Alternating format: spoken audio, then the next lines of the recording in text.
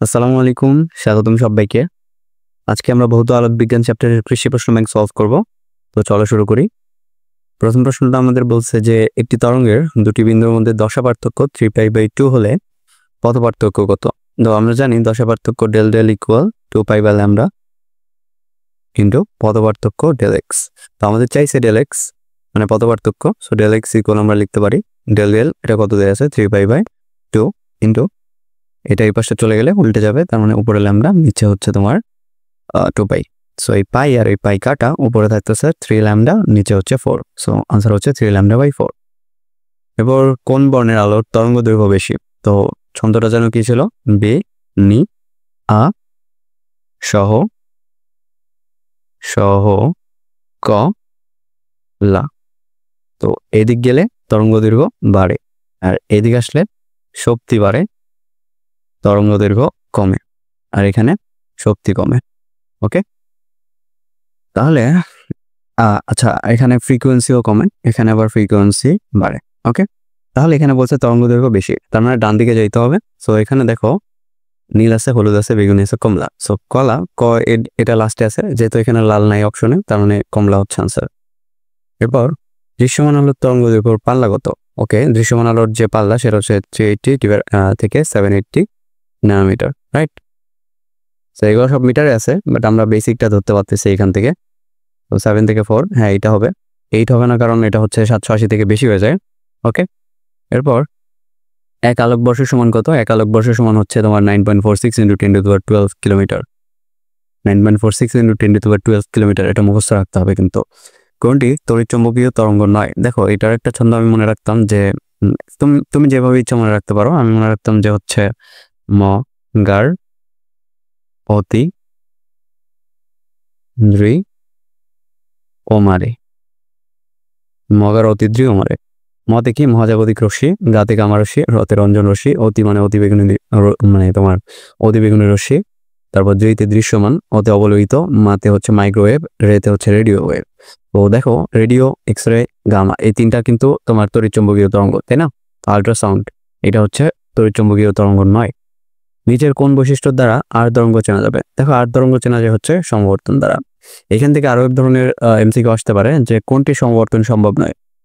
তো ম্যাক্সিমাম ক্ষেত্রে দেখা যায় যে আল্ট্রাসাউন্ড এগুলো থাকে, তো আল্ট্রাসাউন্ডের হচ্ছে সমবর্তন সম্ভব নয়। ওকে, এবার এটা ম্যাথ আছে, একটি সমতল অববর্তন গ্রেডিংয়ে প্রতি সেন্টিমিটারে 3000টি রেখা আছে।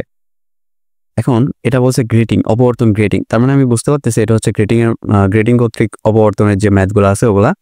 আর এখানে প্রতি সেন্টিমিটারে 3000টি রেখা বা দাগ আছে, তার মানে এন এর ভ্যালু হচ্ছে তোমার 3000।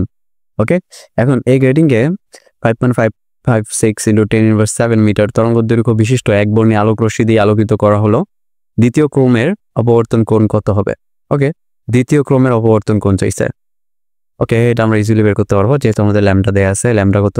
5.556 × 10⁻7 মিটার। তো আমরা সূত্রটা কি ছিল? 1/n sin θ = n lambda. So n এর ভ্যালু আমাদের দেয়া আছে হচ্ছে 2, তাই না? আর বড় হাতের n, এটা এই পাশে গুণ হয়ে যাবে। এটা কত?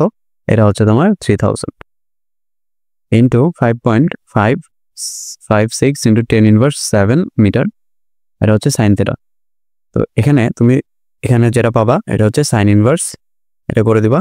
সো এটা যেটা পাবা ওইটা হচ্ছে আনসার। ওকে, এরপর ইয়ং এর পরীক্ষায় নিচের কোনটি উজ্জ্বল বিন্দু শর্ত নয়? উজ্জ্বল বিন্দু শর্ত কোনটা? উজ্জ্বল বিন্দু শর্ত হচ্ছে পথ পার্থক্য ইকুয়াল হবে n ল্যামডা, তাই না?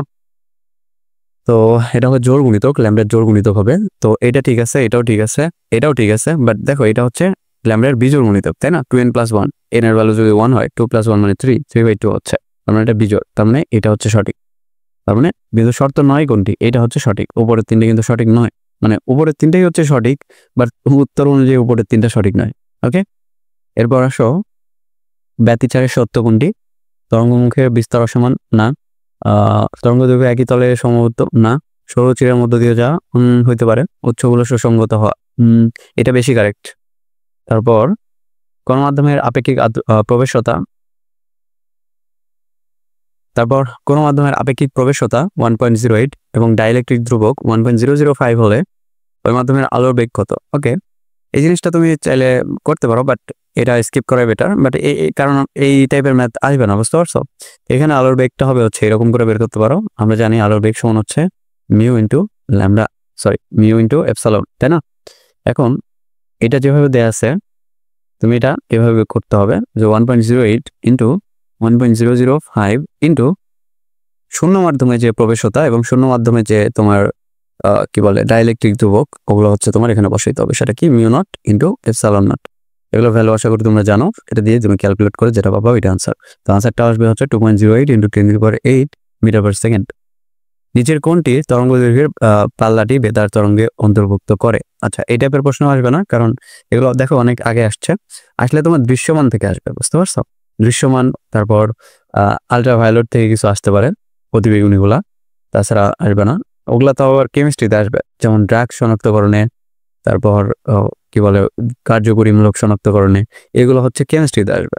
আর এখানে তোমার ম্যাক্সিমাম গেলে তোমার বর্ণের গুলো আসতে পারে, কোন রং থেকে কোন রঙের তরঙ্গ দৈর্ঘ্য কত, ফ্রিকোয়েন্সি কত, এগুলো আসতে পারে। তো এটার আনসার কি হবে? এটার আনসার হবে হচ্ছে 10⁻⁴ থেকে 5 × 10⁻⁴ মিটার। ওকে, এগুলো তুমি আবার মুখস্থ করতে চাও না, ঠিক আছে? এরপর সোডিয়ামকে উত্তপ্ত করলে কোন রেখা পাওয়া যায়? হলুদ রেখা পাওয়া যায়, সোনালী হলুদ, আমরা জানি, তাই তো? এরপর হচ্ছে শূন্যস্থানে তড়িৎচুম্বক তরঙ্গের বেগের সমীকরণ কোনটি? এটা হচ্ছে তোমার c = 1/√μ0 ওকে, সো আনসার হচ্ছে এ।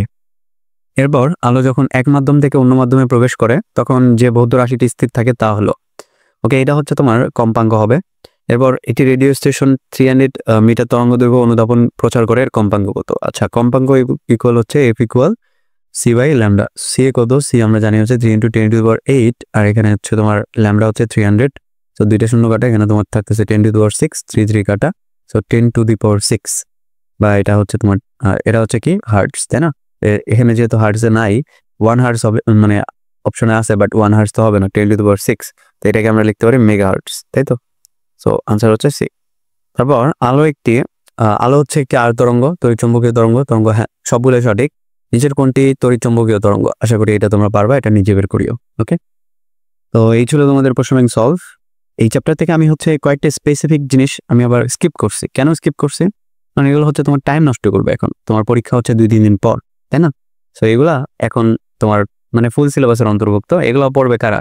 তোমার পরের ব্যাচ যারা আছে তারা পড়বে, তাও তাদেরও আসবে না। আমি যেগুলো করে দিছি ওগুলো হচ্ছে সবচেয়ে বেশি ইম্পর্টেন্ট। ওকে, এছাড়াও এই চ্যাপ্টার থেকে তুমি এক্সট্রা যেগুলো করে দিতে পারো সেগুলো হচ্ছে ব্যতিচারের ম্যাথগুলো করে দিতে পারো, গ্রেটিং কর্তৃক অপবর্তন, একক চিরের অপবর্তন, এগুলো করতে পারো। ওকে, ব্যতিচার আর অপবর্তনগুলো দেখে যাবো, ম্যাথগুলো দেখে যাবো, তাহলে মোটামুটি তুমি এখান থেকে কমন পেয়ে যাবা। ওকে, তো তোমরা জানো যে বিশ্বের পরিস্থিতি খুব একটা ভালো না, আমাদের ফিলিস্তিনি ভাইদের উপর অনেক নির্যাতন চালানো হচ্ছে। তো তাদের জন্য সবাই দোয়া করিও, সবাই 5 ওয়াক্ত সালাত পড়ে তাদের জন্য দোয়া করিও। তো ভালো করে পড়াশোনাও করিও। আসসালামু আলাইকুম সবাইকে।